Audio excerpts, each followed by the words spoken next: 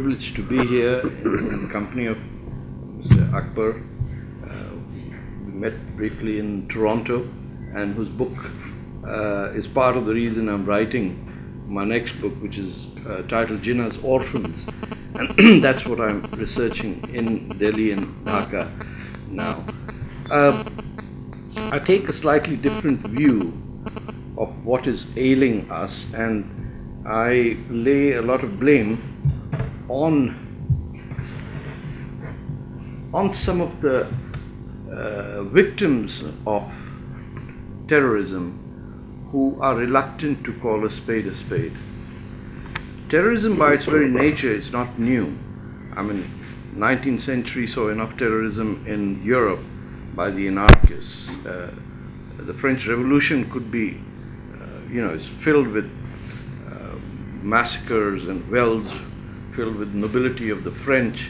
Europe is not immune to terrorism. I mean, we have Subhash Chandra Bose's ideas of fighting for liberation. We have, in Parliament in Lahore being attacked, Lala Lajpat Rai's association with Bhagat Singh and all that. The difference is that if the Sandinistas are committing an act of terror, or if Che Guevara is blowing up bridges, or the Vietnamese are disrupting French lines or American troops, or let's put it somewhere closer to home, if the Tamils are committing acts of terror in Sri Lanka, all these forms of terrorism have a goal, which is a stated, whether you agree with it or not, the program of establishing something for an idea or a nation state. So when you have many communist uprisings right around the world, or you have, for example, even if you look at the Khalistan movement, the goal of establishing a state for the Sikhs, you always find an objective, which is, whether you like it or not, a possibility that can be accomplished. Terrorism is not new. What has happened is, and what is different, and what I find people very reluctant to call it, is Islamic terrorism.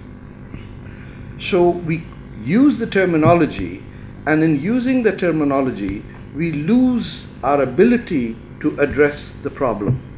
What happens is we say terrorism is a scourge, and so then we have to involve all acts of terror.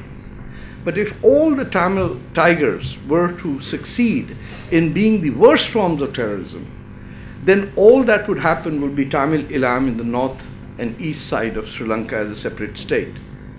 That's the worst aspect of it. In many other places, whether the East Timorese or the Kosovars took up arms, or whether it's the Darfuris who demand freedom from Arab Sudan, there is an objective that says, this is what I want. What is unique about Islamic terrorism, which is rooted in Islamofascism, which is rooted in the works of Sayyid Qutb and Maududi and Hassan al-Banna, and which is a very 20th century concept, is that it is demanding nothing except death. That is so fundamental in trying to tackle this, is that if a Kashmiri wants separation, he is demanding, whether you like it or not, an independent Kashmiri state. If somebody is fighting for the liberation of India, whether it's Bhagat Singh, he's giving his life for something. Today we are facing a scourge in which the objective is death itself. None of the 9/11 bombers, or the Boston bombers, or the two Toronto guys who wanted to blow up a train over the Niagara Falls, or everyone who has come out of Pakistan in the last 20 years, almost all the terrorism that you see is rooted in Pakistan. You need to then address the question, why is it rooted in Iran or Turkey or Indonesia? Are there less of Muslims?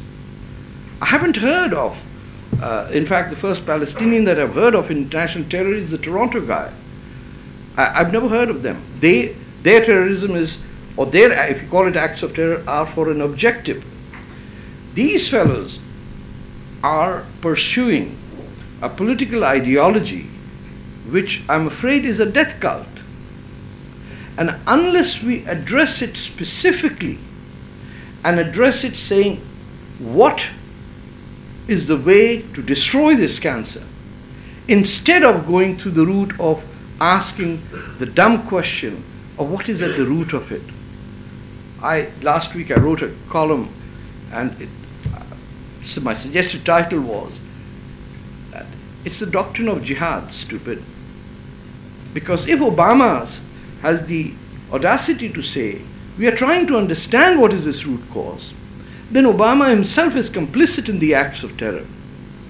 Because the inability to speak the truth with clarity at a time of war is an act of betrayal. And ma'am, you keep mentioning that acts of terror were committed against India. I would hope one day you stand up and say there were acts of war committed against India. You have said it. But you are reluctant.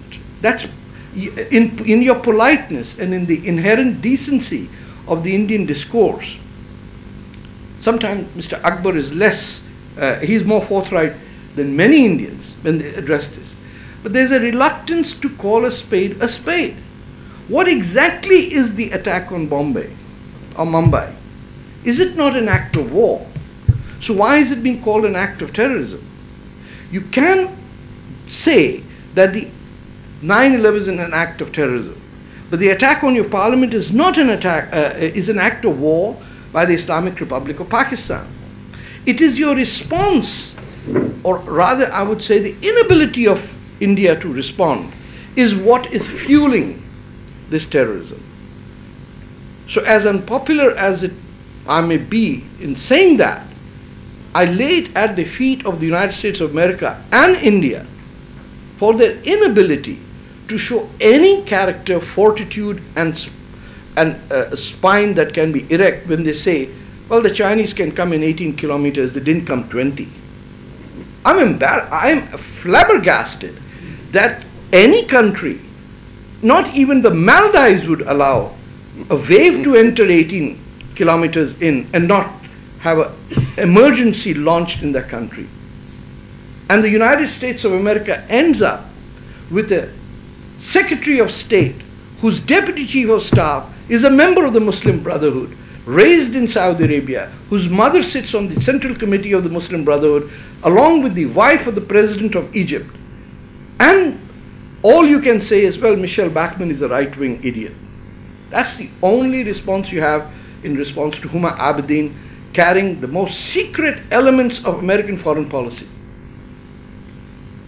So why are we blaming or crying foul when we do not have the strength to face the war that has been launched on us?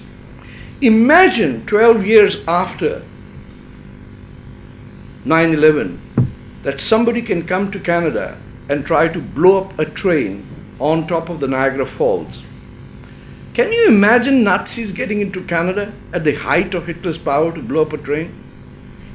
Would you have accepted the notion that's not German attack on Canada, it's an act of terror?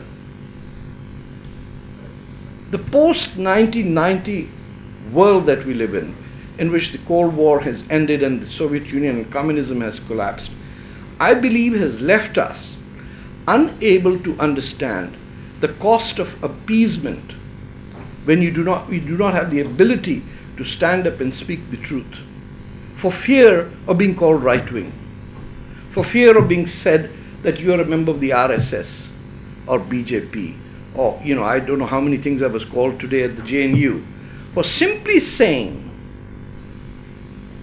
that the attack on Mumbai is an act of war, and the inability of the Republic of India to even send a destroyer to patrol the seas of Karachi confirms the propaganda to be the truth in Pakistan, that India is a bunch of cowards who are only interested in trade, money, and plasma television sets and expensive cars. You don't hear that at the exchanges of NGOs that you meet over there, because everybody wants to appear very polite, very accomplished, very intellectual in a discussion. The hard facts are that are people dying. In Pakistan today, you have the Balochistan war, which I never read about in Indian press, whether it's the right wing or the left wing. I don't even hear about it, as if that part of the world never was part of India. I never hear about what is happening in Sindh, because it seems all of India is concerned about is the Muslim Punjabi who speaks Urdu and is ashamed of his language, or the UPites who you sent to settle down in Karachi and destroyed Sindh's capital, where no one speaks Sindhi. Between these two, you study the elections and say, well, what's going to happen to General Musharraf, what's going to happen to Imran Khan.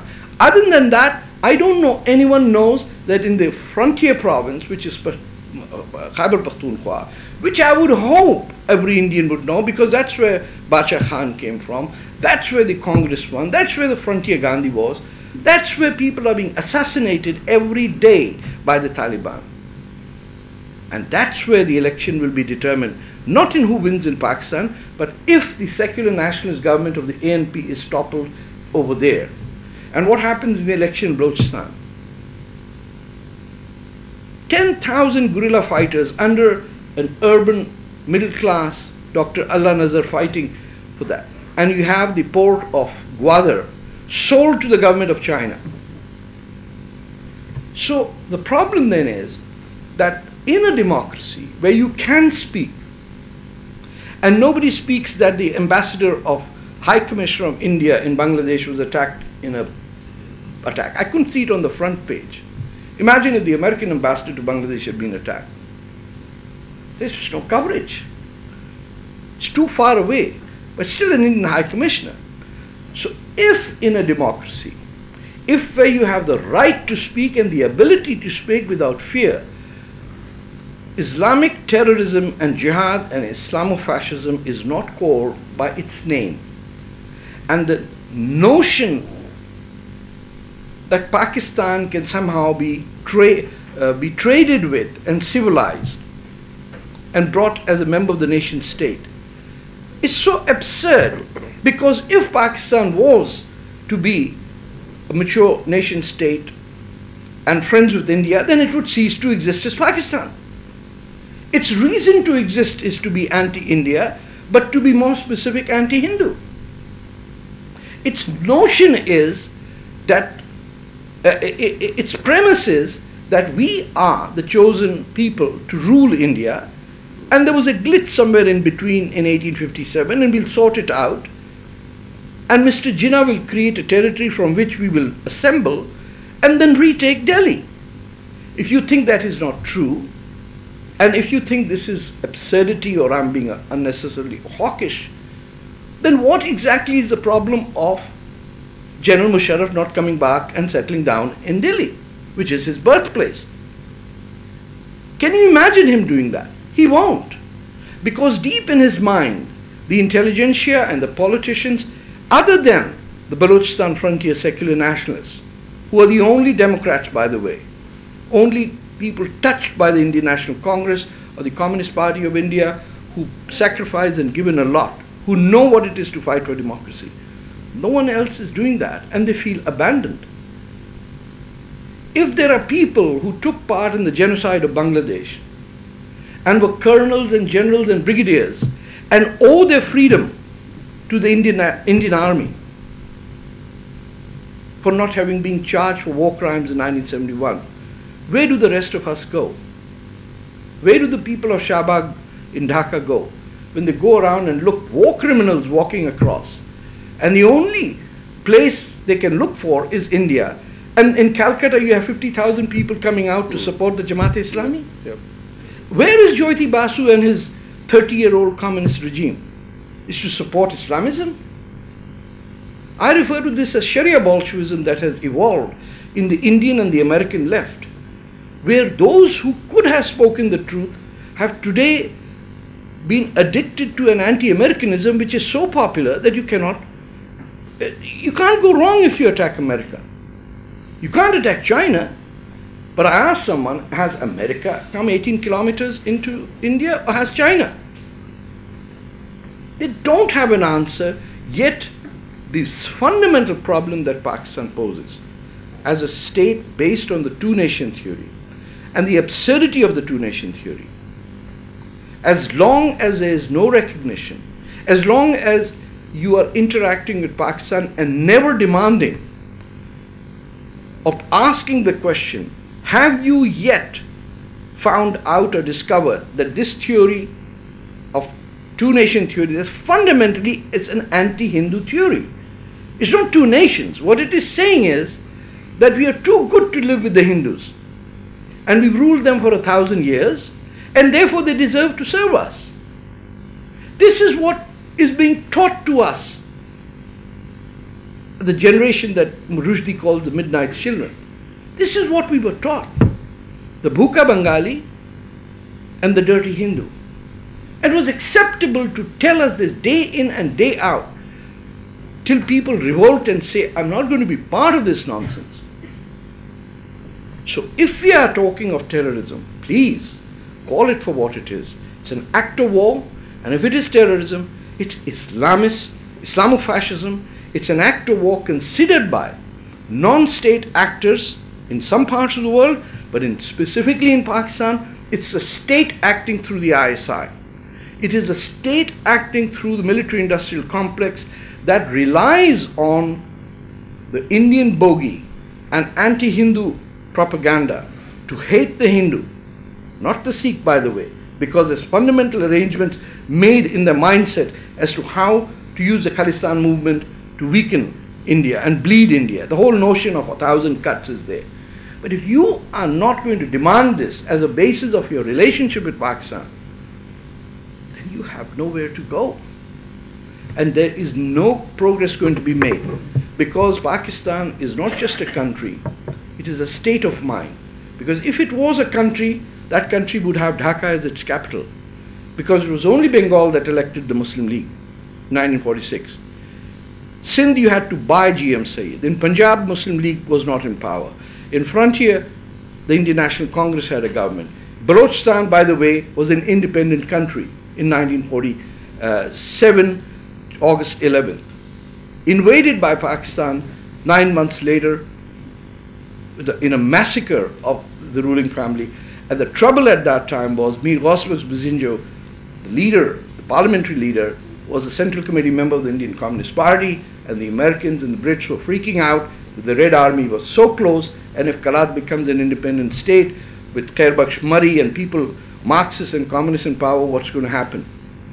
All those things are lost when you do not put your foot down to say that a state that sponsors an act of war by supposedly non-state actors is committing an act of war against a sovereign state.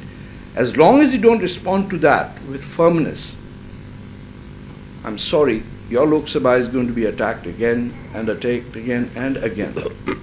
And I think that it is not non-state actors who are doing this. This is being done by the Pakistan military-industrial complex. It is funded by the United States of America. Somehow, knowingly, unknowingly, there's billions of dollars pouring into that situation. And if the ANP loses in Khyber Pakhtunkhwa, the Taliban will be running the government in Kabul in 2014.